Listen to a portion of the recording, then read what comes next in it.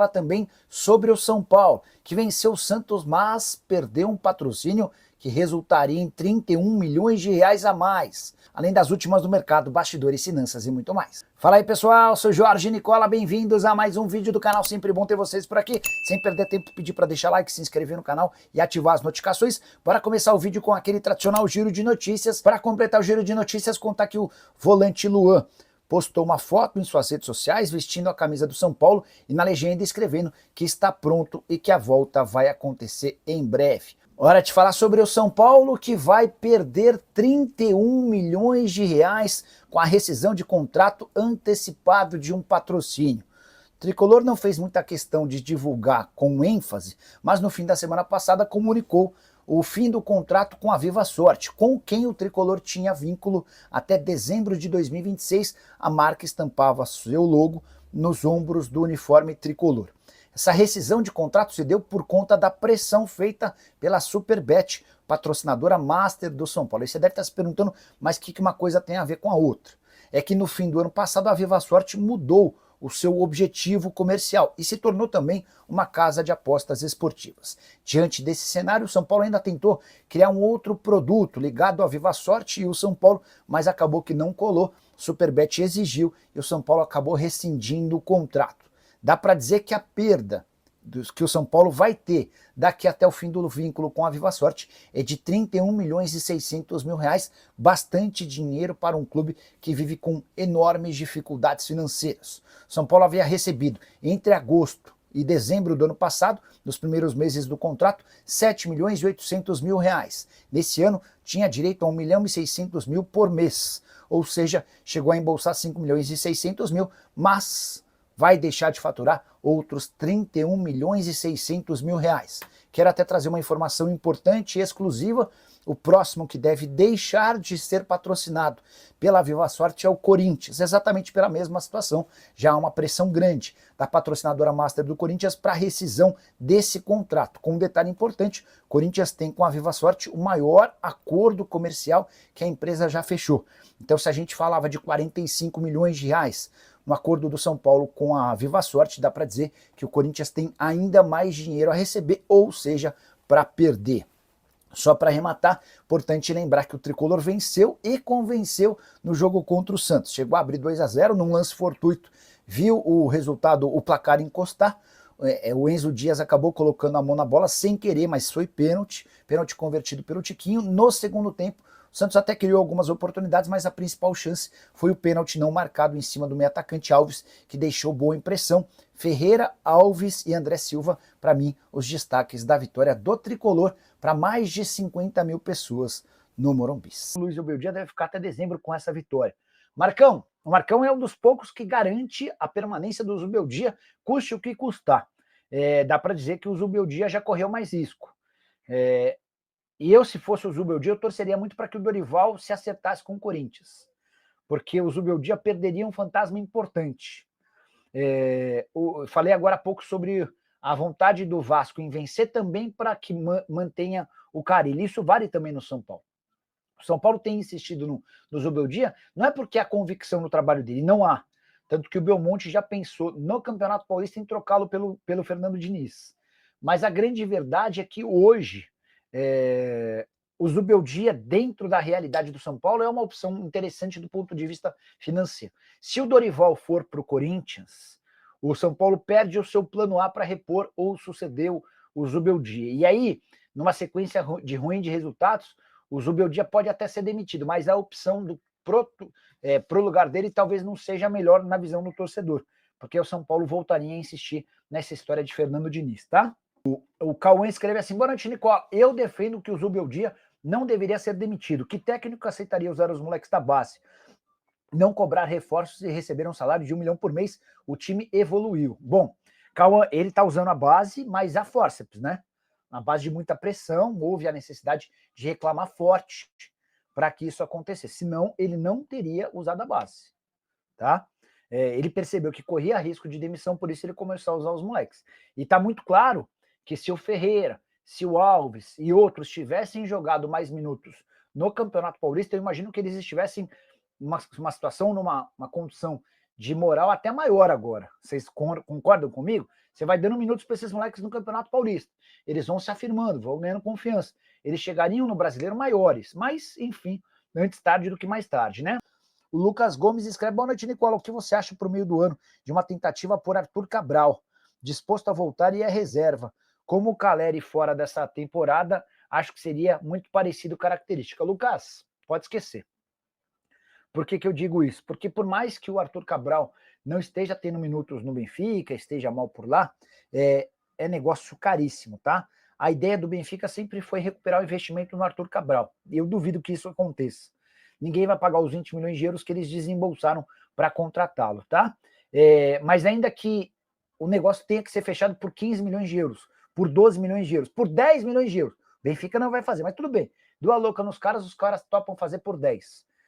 O São Paulo não tem 10 milhões de euros para comprar um jogador, tá? Essa é a grande realidade do momento. Temporada do Arthur Cabral pelo Benfica, 30 jogos, 7 gols e uma assistência, tá?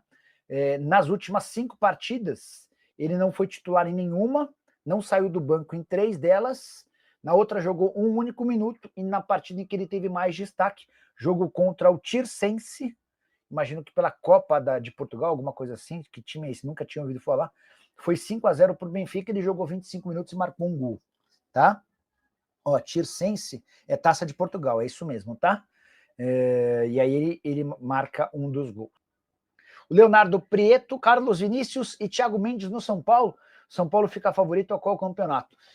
Leonardo, eu não acredito na contratação do Carlos Vinícius, porque apesar de ficar livre no mercado do contrato com o Fulham, ele vai querer 1.300.000, 1,5 milhão de reais. Não vejo o São Paulo com essa capacidade financeira. Sobre o Thiago Mendes, a negociação é, para mim, bem mais plausível. Volante que o São Paulo precisa, volante de intensidade, já tinha um acordo desde o ano passado. Só para lembrar sobre o Thiago Mendes, eu conversei com o Paulo Pitombeira hoje de manhã. Tinha ligado para ele para perguntar do Roger Guedes. E aí o Guedes, no Corinthians, no Flamengo, ele falou: Nicola, chance nenhuma de o Guedes voltar na metade do ano. O cara é muito importante no Al Rayyan. São quase, ele tem 60 jogos, 47 gols e mais 8 assistências, números bem legais, tá? E aí eu perguntei: mas e o Thiago Mendes? Nicola, a gente vai deixar para decidir sobre o Thiago Mendes um pouquinho mais perto do mercado aberto, tá? Eu falei: mas por quê? Vamos esperar para ver quais são as possibilidades, o que aparece de proposta. O Ed Gamers, que virou membro do canal do Nicola. Boa noite, Nicola. Como é que tá o São Paulo e o Marinacx? Ed Gamers, tá praticamente fechado, mas é difícil também pedir paciência para torcedor, né?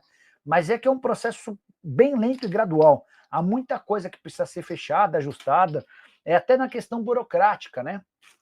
Contrato, imagina o tamanho do contrato entre as partes. Mas o Marinacx já deu ok para a negociação, o São Paulo também já havia avançado e entendido que o Marinacx é a melhor opção de mercado. Vou até fazer uma revelação de bastidor. Uma pessoa muito próxima, amiga íntima do Edu Gaspar, me contou que o Edu já dá o negócio como fechado. O Edu é o CEO dos clubes do Marinacx. Ele ainda não pôde ser anunciado porque está cumprindo um aviso prévio, desde que saiu do Arsenal. Mas a partir do momento em que esse aviso prévio for finalizado, aí sim ele vai estar habilitado para responder e falar em nome do Marinacx e dos clubes dele no âmbito mundial. Matheus Henrique, Luan de volta no São Paulo, e quem vai ser o novo contratado no lugar do Caleri? Matheus, o São Paulo está buscando no mercado de jogadores desempregados alguém que possa ser solução. Mas não há muita esperança, não tem nenhum nome muito fechado. Na sexta-feira, uma pessoa do departamento de futebol me contou que mais de 100 jogadores já haviam sido oferecidos, mas que nenhum causou grande empolgação, tá? O Ezequias escreve o seguinte: Nicola, não é pressão. Os meninos estão sendo jogados à força antes da hora. Alves e Ferreirão jogaram 4 jogos por necessidade. O Rian vai ter sua hora. Ele é o terceiro atacante, Caleri e André são melhores. Eu acho que o Caleri e o André são melhores. Mas a partir do momento em que você perde o Caleri, o André passa a ser a primeira opção, e é boa opção, com o Rian Francisco sendo a segunda. E o Rian não tem tido, na minha opinião, os minutos que ele merecia. Mas Vojvoda no São Paulo é possível? Não, Leandro, os caras estão trabalhando hoje fortemente para a permanência do Zubeldia, tá?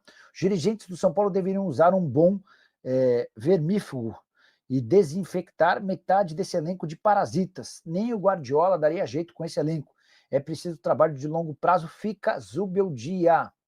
O Lucas Gomes, e sobre o Brenner, cifras também muito altas, sim, outro cara fora da realidade financeira do São Paulo. O Tricolor não vai fazer investimentos altos, tá, pessoal? Partam sempre desse princípio. Mensagem do Rodrigo Henrique da Silva, que é membro do canal. Temos atacante lá, o nome dele é Rian. Para que contratar? Concordo. Nicola, a diretoria não manda o Zuba embora por causa de dinheiro. Agora quer trazer atacante. Ótimo ponto. Perfeito. Assina embaixo. A menos que o São Paulo já imagine que o Jean Francisco vai ser negociado na metade do ano. Aí eu posso até rever. Mas, cara, para que você vai contratar? Porque assim, se o São Paulo for contratar alguém, vai ser alguém desempregado. E alguém desempregado não é alguém que está deitando e rolando, concorda? Beleza? Então, para trazer alguém só por trazer, investe no Rian. Põe o André, que é bom centroavante, que é um cara que vai dar conta do recado, hoje meteu gol, deu assistência, e vai dando espaço para o Rian na medida do possível. Vamos seguir aqui com perguntas, dúvidas. Pintou mais um superchat, o terceiro. Leonardo Limeira da Silva, outro que está sempre com a gente. Quem você acha que vai ser a próxima grande venda do São Paulo? Leonardo, a pergunta é boa. E é um exercício de futurologia, né? Vamos trabalhar com chute, né? Não tem muita informação, até porque, vamos lá, no Rafael não, goleiro nenhum não, laterais, Igor Vinícius, Enzo Dias, não, zagueiros e laterais, não vejo ninguém para ser negociado não, tá? Meio-campistas, caraca, que o Alves ou o Lucas Ferreira, tá? Pode ser o Rian Francisco, né? Se o Rian tiver minutos. O problema é que o Rian não tem minutos, né? É complicado. Na teoria, o cara com mais mercado, assim, o cara que mais tem chamado a atenção de clubes de fora é o Rian Francisco. Mas o Rian Francisco, pelo segundo jogo consecutivo, nem sai do banco. Ele jogou 13 minutos contra o Cruzeiro, num jogo que se dizia que havia olheiros de clubes franceses, mas das últimas 5 partidas do São Paulo, ele não entrou em 4.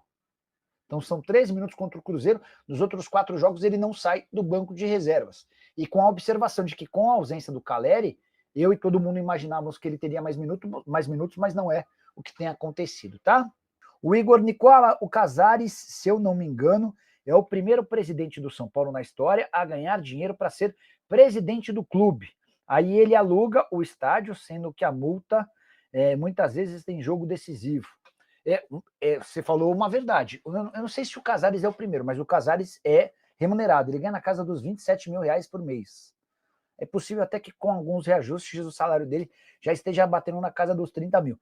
Mas uma coisa não tem a ver com a outra. Não é porque ele ganha 30 mil que o São Paulo não vai deixar de alugar o estádio para colocar dinheiro em caixa. E aí, Igor, a gente precisa lembrar que o São Paulo passa por muitas dificuldades financeiras. O São Paulo fechou com quase 300 milhões de reais de prejuízo no ano passado. Se a gente critica muito o Corinthians teve um déficit de 181 milhões. O do São Paulo foi de 289, tá? Então, alugar o estádio é mais uma fonte de receita. Então, torcedor São Paulino, deixa o like no vídeo, se inscreve no canal e ativa o sininho de notificações para não perder nenhum conteúdo aqui do canal Eterno São Paulo. Um forte abraço a todos e até a próxima.